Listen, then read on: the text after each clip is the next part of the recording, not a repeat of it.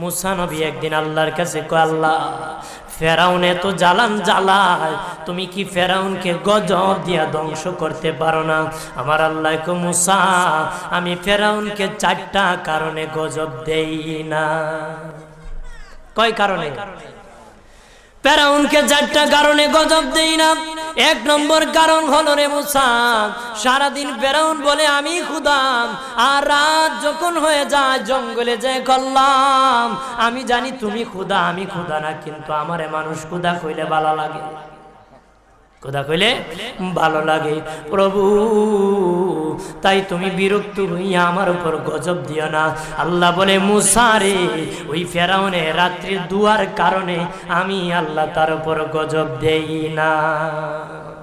2 নম্বর কারণ হলো, আরে মুসা তোমার মুখে দাড়ি, ফেরাউনের মুখে দাড়ি, তোমার পরনে জুব্বা, ফেরাউনের পরনে জুব্বা, তোমার মাথায় পাগড়ি, ফেরাউনের মাথায় পাগড়ি। আমি যদি গজব দিই, জুব্বার বেজ্জতি হবে, পাগড়ির বেজ্জতি হবে, দাড়ির বেজ্জতি হবে।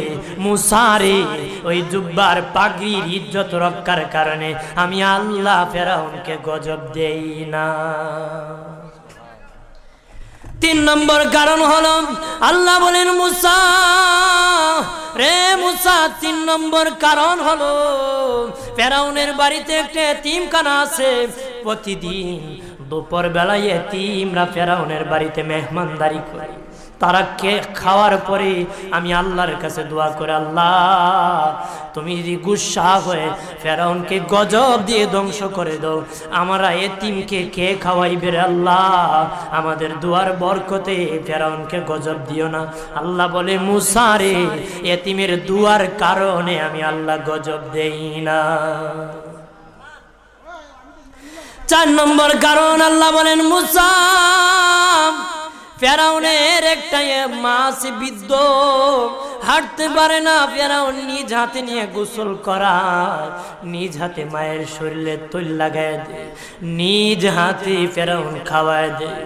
যখন খাওয়ানোর পরে মা বিছানার মধ্যে ঘুমায় যায়, ওই ফেরাউনের মা আমার কাছে 2টা হাত বাড়ায়, আল্লাহ আমার ফেরাউনকে যদি গজব দিয়ে ধ্বংস করে দাও, আমি মায়ের সেবা কে করবে?